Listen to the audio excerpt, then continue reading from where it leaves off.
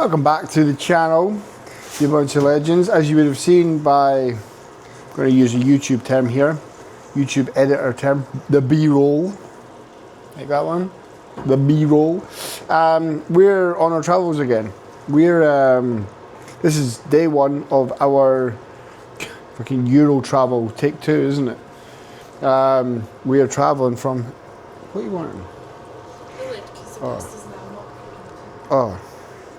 It's what happens when Cassandra leaves me to cook. Fucking disaster. But yeah, this is day one of our travels. We're traveling from Sweden to Bremen, which we are in now. Then we're going from Bremen through Netherlands, through Belgium, through France, Calais, into the bottom of England somewhere. We've got like a little cabin for a couple of days in England. Then we're traveling up to the Peak District where we're staying for a few days. And then we're... Test of how well he's listened. I know the places, I think. And then we're in and around Dundee for a couple of days. Then we fly to Chicago for Hyrox World Champs. We're there from the 11th to the 16th. Then we come back. Then we spend, 4 days in like Carnoustie way, I think it is. And then we travel right down to Cornwall. And we're there for a week to potentially 2 weeks, right? We've not decided on when that is, but pretty much, mate. We're going to be traveling this entire month, which is a pretty privileged and good position to be in, isn't it? We are still going to be working. We are still going to be training. And that is why I'm starting this new kind of look for the YouTube channel. If you follow me for a while, if you followed and subscribed to the channel for a while, you'll know that the channel is a bit scattered all over the place, and there's no real like direction or focus point within it other than documenting like what I'm training for. But to be honest with you, there's a lot more that goes on in my life than me just trying to be a subpar athlete. I'm building a pretty successful coaching business. I'm a husband now, even though I've not got my wedding ring on. I'm cooking. What do you want me to put in the pasta and you fucking swallow it? You don't. You're not cooking. Huh? You're fucking at it. That's where you're at. So this is why we're starting this new YouTube series, and it's essentially just going to be documenting a more behind the scenes look into what's actually going on in our life right now. So me, of course, still documenting my training and documenting the marathon prep and my first pro Hyrox season. We're still going to be documenting all that, but I also want to show you a more behind the scenes into the ins and outs of growing a pretty good coaching brand, and just life as well, what me and Cassandra get up to. Me being the world's best husband and retaining my title as the world's best dog parent. What are you fucking smirking at? What are you smirking at? So this is why we're having a new look to the YouTube channel. So mate, welcome to episode 1. This is day 1, episode 1, day 1 of our Euro travels, mate. So enjoy this one, mate. Enjoy this one. Hello, mate. It's now Monday morning, and we are about to get session 1 of the week done, which is just some easy miles, to be fair. Nothing too exciting. So I think the loop that we took Pup on last night is like a 2k loop. It's just like a quiet farm road, so I'm just probably going to run that like 3 or 4 times this morning. I'm just very cautious of time. I slept in an extra half hour, so I'm running a little bit behind. But nonetheless, I'll crack on, get some miles in the legs, get back in a time where the missus isn't going to fucking divorce me, and then that'll be job done, mate. This is the joys of travelling. Need to be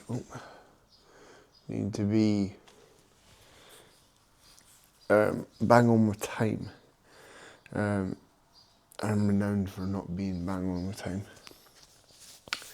But anyway, we will get 6 to 8k in, just depending on what time's like and whatnot. We'll get time on feet, so I won't take it long because the camera's a bit of a nightmare to hold on to while running. So I'll see you at the breakfast table.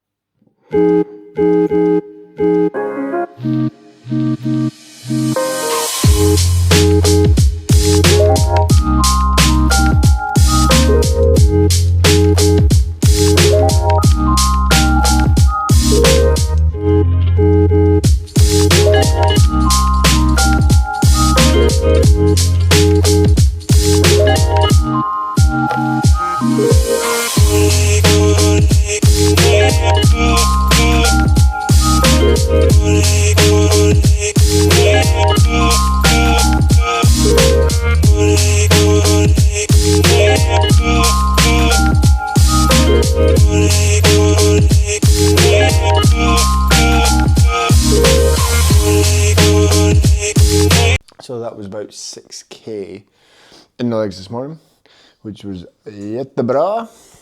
That's very good in Swedish. Now we're going to speak Swedish, the missus starts laughing because the pronunciation is shite. Sound like Borat. I'd rather sound like Borat than look like Borat. Ha, funny. And we'll start that clip again. Yeah, 6k in the legs. So all my run work that I do is 95% of it is for time. I think from a volume management and fatigue standpoint, it's a lot better that way.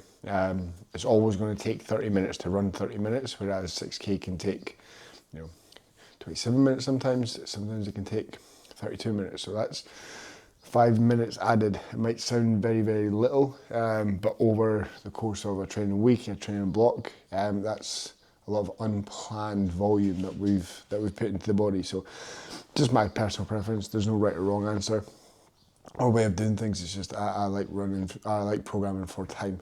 So it was 30 minutes in the legs, and then we're about to set off. We're now going from Bremen through Netherlands, through Belgium, to Calais, Eurotunnel, and then we stop off in England.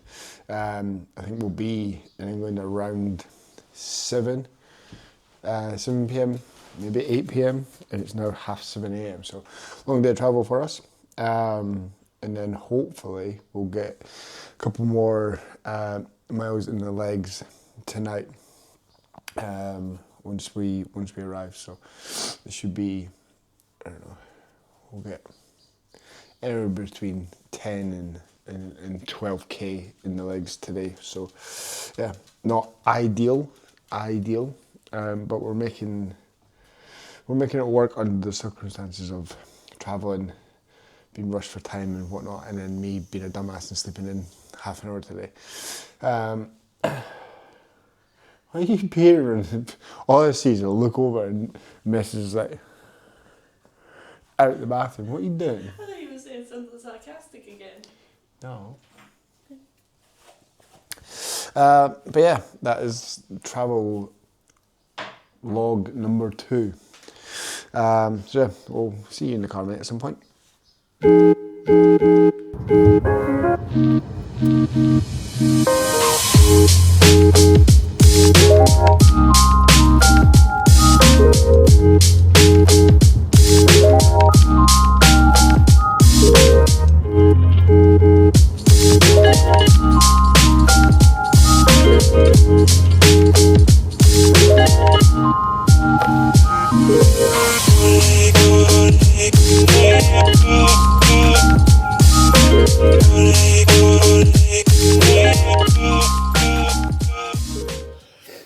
Hello, mate. It's now Tuesday morning. We arrived here fairly late last night, like 9:15, 10:50. I think we arrived here.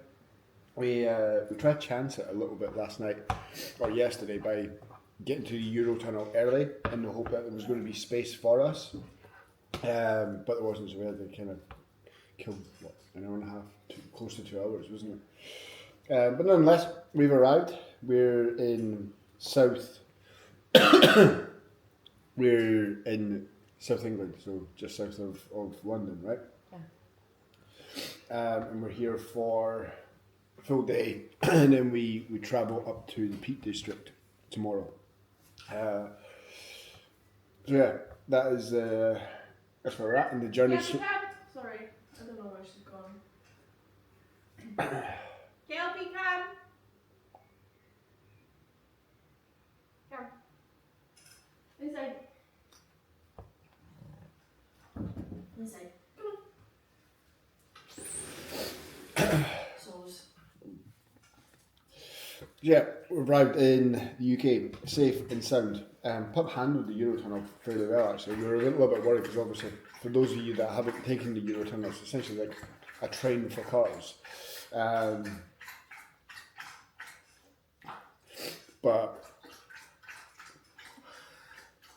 so when Cassandra films, it's one take, there's no interruptions, it's flawless. As soon as I start, Kelby, come! And then Kelby fucking absorbing water.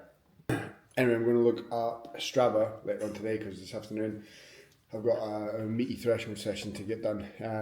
It's 20 minutes an aerobic effort into 4 or 5 minute efforts at marathon pace with 2.5 minutes at a float and then 20 minutes at an aerobic pace, and that's my session. But then I'm going to come back here and the three of us are going to go out for a run because you need to get some miles back in the legs, don't you?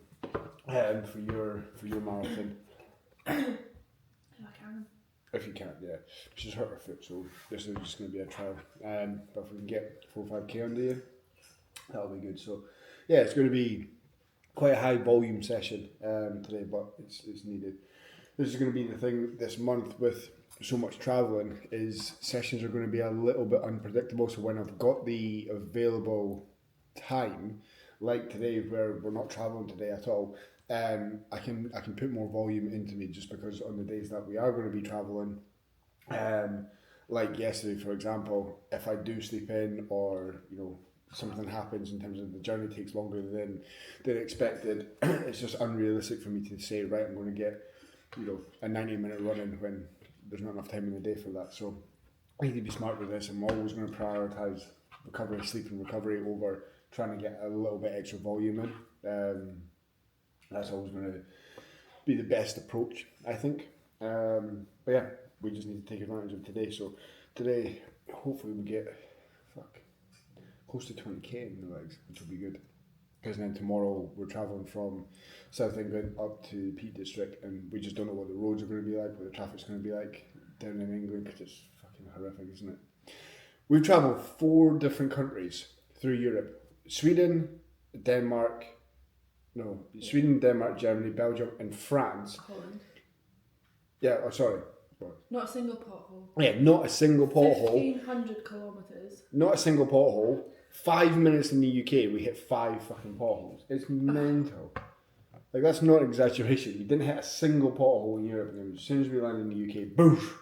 Pothole central. A brand new car. Getting fucked by the English roads.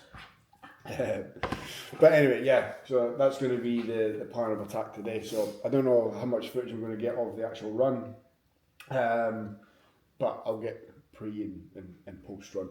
I think if the 3 of us are going out for a run, I might be able to take you along. So yeah, mate, another day of work, travel, being the world's best husband, and still claiming my top spot of the world's best dog. Dad. That's it. I forgot to end that sentence there. Dog, dad. Yeah, mate. Catch you in a bit. Yo, so that's a big meaty runs done. We hit 13k. 13k we hit for the aerobic into marathon pace reps. Just with where we are and the route that I was running on but didn't choose. I just went out blindly and just went, fuck it, I'm just going to run some trails and just see. So marathon pace efforts definitely wasn't hit, which is cool. I think sometimes though, people fixate on pace way too much when it comes down to threshold work. And yes, of course, there are going to be elements and there's a purpose behind hitting set paces within your half marathon, marathon, high rocks prep. Of course, there is. I'm not saying that. But sometimes we get so butthurt if we're like 5 seconds slower a K or 10 seconds slower a K, we're just struggling to hold a set pace. Your body doesn't really understand pace. It understands stress and stimuli.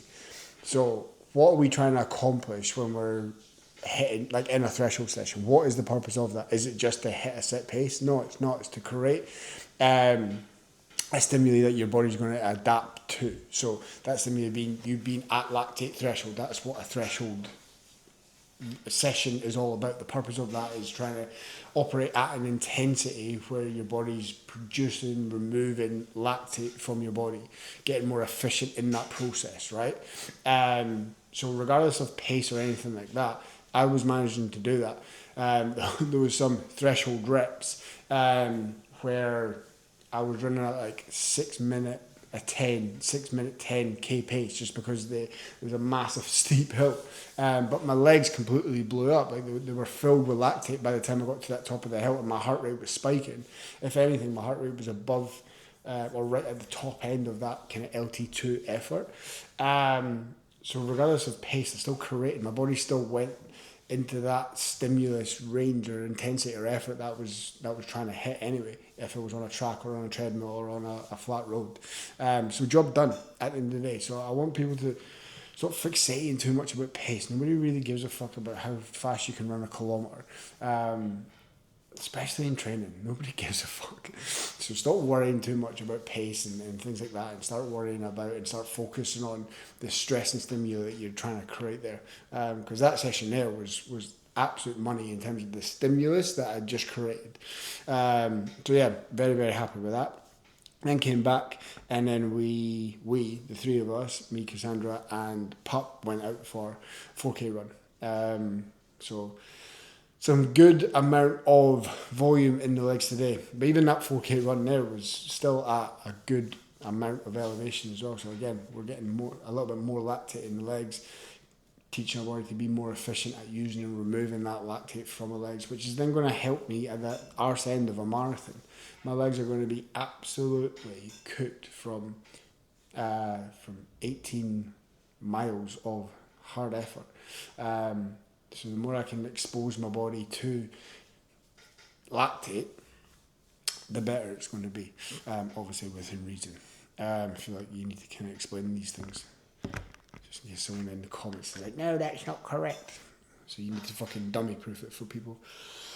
Yeah, that's a little rant there. But yeah, mate, that is big session done. We're now in the UK, like I updated you before the run. And I think we're going to do a little bit of work today. I've got a couple of calls later on today as well with athletes. And then I think we're just going to chill. We're going to try and get a decent night's sleep. Because last night was like the first decent night's sleep in the last couple of days. So HRV is definitely on the lower end. But it's what it is, mate. It's what it is. But yeah, I think I'm going to wrap this video up here. I think we've got quite a bit of footage for this first episode. But yeah, I think the next episode will start when we're in the Peak District. Because we're there for a couple of days. We're going to go to Diddley Squat Farm as well, which is going to be fun. We're big Clarkson Farm fans. So hopefully it's open. Well, actually, no, it is open. Cassandra checked. So we're going to go there. Probably not buying anything, just in the hope that we see Clarkson. All right, so I'm going to end this episode here. I hope you have enjoyed this episode. Like I said at the start of the video, this is going to be the kind of new look of the YouTube video, especially when it comes into the vlog style stuff, when it's just me, you, and the camera. Just a more behind the scenes look into me as a hybrid athlete, business owner, husband, dog dad, world's best dog dad, and how I manage all these traveling 40 plus athletes, growing a pretty successful coaching business and my own training. This is what it's going to be. And of course, like in this video, there is going to be some education in there as well for you to take away and implement into your own training. But yeah, other than that, if you have enjoyed this, please give it a little thumbs up, because it does help the algorithm and push it out to more people. So that would be a massive favour to me. So thank you. If you've got any questions or anything like that, then again, just pop them in the comment section. But other than that, mate, I will see you in the next episode.